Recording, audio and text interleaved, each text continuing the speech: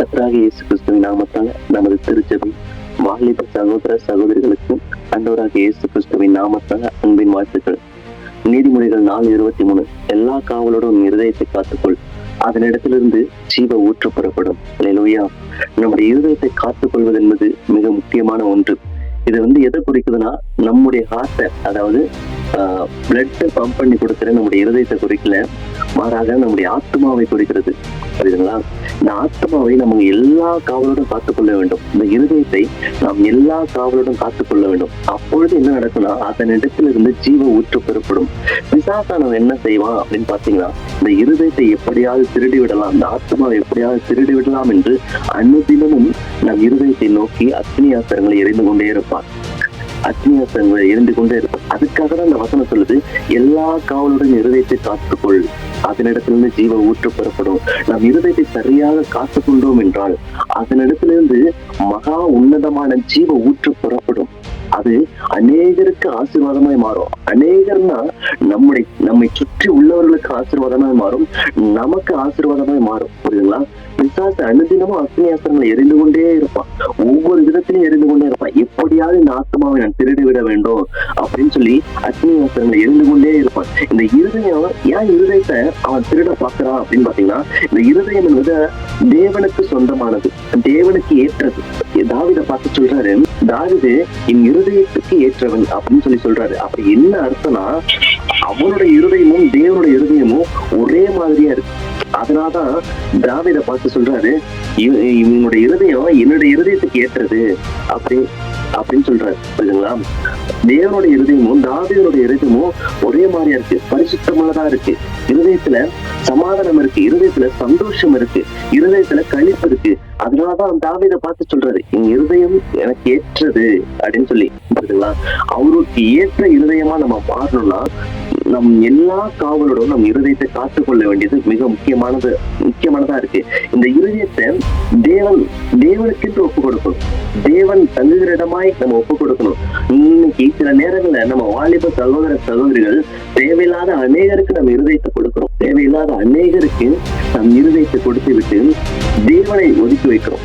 தேவன் தங்குகிற இடமாய் இருக்கிறது இருதயம். இன்னைக்கு அண்ணனுக்கு, அக்காவுக்கு, தம்பிக்கு, தங்கச்சிக்கு நம்ம இருதயத்தை ஒப்பு கொடுத்துட்டு தேவனை ஓரத்துல ஒதுக்கி வச்சிருக்கோம்.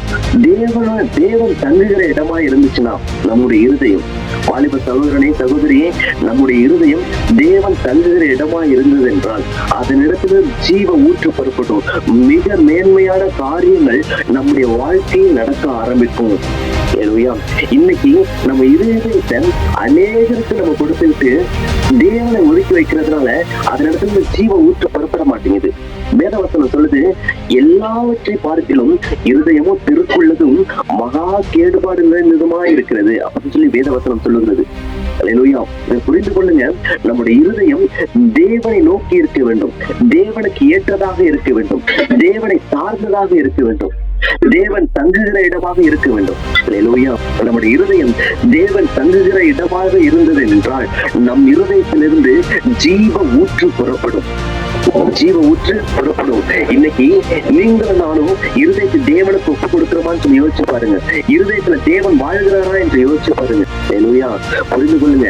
நம்முடைய வாலிப சகோதரன் சகோதரிகள் எல்லாம் கிறிஸ்துவுக்காக வாழ்கிற பிள்ளைகளாக இருக்க வேண்டும், கிறிஸ்துவை ஆராதிக்கிற பிள்ளைகளாக இருக்க வேண்டும், கிறிஸ்துவுக்காக நம்முடைய வாழ்க்கையை செலவிட வேண்டும். இன்னைக்கு அநேக நண்பர்களுக்கு செலவிட்டுக் கொண்டு இருக்கிறோம். நம் இருதயத்தை அநேக நண்பர்களுக்காக ஒப்பு கொடுத்து கொண்டு இருக்கிறோம், அநேக சகோதரர்களுக்கு ஒப்பு கொடுத்து கொண்டு இருக்கிறோம். தேவையில்லாத காரியங்களுக்கு நம்ம இருதயத்தை ஒப்பு கொடுக்கிறோம். அதனாலதான் தேவையில்லாத நபருக்கு நீங்க இருதயத்தை ஒப்பு கொடுக்கும் போது அதனிடத்துல ஜீவ ஊற்று புறப்படாது, கண்ணீரும் சமாதானமின்மையும் அழுகையும் தான் புறப்படும் அந்த இருதயத்திலிருந்து. இதுவே தேவனுக்கு உங்க இருதயத்தை ஒப்பு கொடுத்தீங்கன்னா அதன் இடத்திலிருந்து ஜீவ ஊற்றும் ஜீவ சமாதானமும் புறப்படும். இதை நீங்க சரியாக புரிந்து கொள்ளுங்க. நம்முடைய இருதயத்தை தேவனுக்கு ஒப்பு கொடுப்போம். எல்லா காவலோடும் காத்துக்கொள்ளும். எல்லா காவலோடும் என்பது நம் இருதயம் தேவனை சார்ந்தாக இருக்க வேண்டும். அனுதினமும் தேவனுடைய வார்த்தையினால் காத்துக்கொள்ள வேண்டும். அனுதினமும் தேவனிடத்தில் வேண்டுகிறது மூலமா காத்துக்கொள்ள முடியும். தேவனிடத்தில் ஜெபிக்கிறது மூலமாய் காத்துக்கொள்ள வேண்டும். நம் இருதயம் என்பது தேவன் தங்குகிற இடமாய் இருக்குது, தேவன் வாழ்கிற இடமாய் இருக்குது. நம் இருதயத்தில் தேவன் வாசம் பண்ணுகிறவராக இருக்கிறார். நம் இருதயம் கர்த்தருக்கு கேட்டதா இருக்க வேண்டும். இதை புரிந்து கொள்ளுங்க. தாவீதை பார்த்து சொல்றாரு, என் இருதயத்துக்கு ஏற்றவன் சொல்றாரு. அப்படி சொல்றதுக்கான காரணம் என்னன்னா, அவனோட இருதயமும் தேவனோட இருதயமும் ஒரே மாதிரியா இருக்கு, ஒரே சிந்தையுடையதா இருக்கு, ஒரே நினைப்புடையதா இருக்கு, பரிசுத்தமுள்ள இருதயமா இருக்கிறது. அதனாலதான் தாவீதை பார்த்து சொல்றது, என் இருதயத்துக்கு ஏற்றவன் சொல்றாரு. நம்முடைய இருதயமும் தேவனுடைய இருதயமும் தேவனுக்கு ஏற்றதா இருக்க வேண்டும், தேவனுக்கு ஏற்றதாய் இருக்க வேண்டும். வாலிப சகோதரனே, சகோதரியே, உங்கள் இருதயத்தை ஆண்டவருக்கு என்று ஒப்பு கொடுங்கள். தேவையில்லாத அநேக நபர்களுக்கு ஒப்பு கொடுக்காதீங்க. தேவையில்லாத அநேக நபர்களுக்கு உங்க இருதயத்தை கொடுக்காதீங்க. அப்படி இருதயத்தை கொடுத்தீங்கன்னா அனுபவிக்க வேண்டியது நீங்க அனுபவிக்கும். கஷ்டங்கள், கண்ணீர், இதெல்லாம் என்ன செய்யும் வரும். உங்கள் இருதயத்தை தேவனுக்காக ஒப்பு கொடுக்கும் போது, தேவன் தங்குகிற இடமாக நியமிக்கப்படும் போது, அதனிடத்திலிருந்து ஜீவ ஊற்று புறப்படும். அந்த ஜீவ ஊற்று புறப்பட ஆரம்பித்தால் உங்களுடைய வாழ்க்கையும் என்னுடைய வாழ்க்கையும் மாறி போகும். கண்டிப்பாக நம்முடைய வாழ்க்கையில ஒரு மிக உன்னதமான, மிக மேன்மையான காரியங்களை நம்மளால் பார்க்க முடியும். இதை புரிந்து கொள்ளுங்க.